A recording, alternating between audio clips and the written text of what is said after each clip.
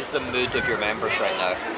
I think I would have to say angry, and their anger has been inflamed by the very, very poor offer that came to the table very, very late on Tuesday afternoon, which was really a lazy, shoddy rehash of the offer that they'd already considered and summarily rejected in September, more than 3 months ago. So our members are angry today, but you can probably sense from the people who are gathering now that there's also a buoyancy. They're high-spirited, they feel good about the collective action that they're taking, because they're pretty determined that they are going to pursue the fair pay claim that has been submitted on their behalf.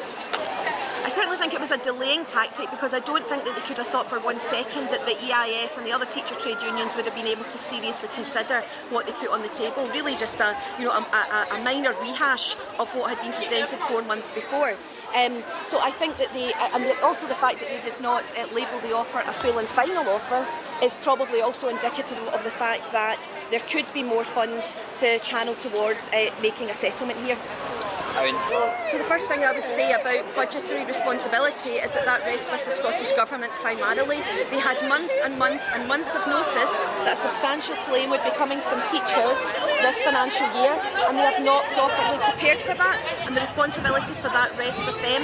As a trade union and as an education trade union, of course we don't want to see cuts to any aspect of the public sector, and most certainly not to education, because education has been cut to the bone already. There are so few cuts left to be made in education that it's very difficult to see where the Cabinet Secretary and her colleagues might look to make them. Are you willing to move from that position of 10%? Is there any room for compromise?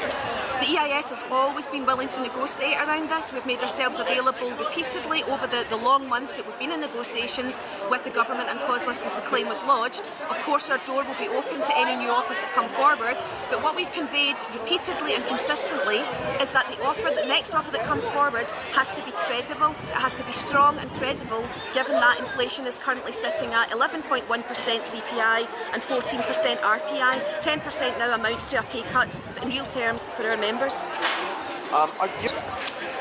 As I said, this dispute that we are involved in at the minute is really symptomatic of a bigger problem, which is around the underfunding of education generally, and that is about school buildings, it's about classroom resources, it's about class sizes, it's about teacher numbers, it's about additional support needs provision. Teachers' pay and the lack of investment in teacher pay is just another component of that whole problem around the underfunding of education.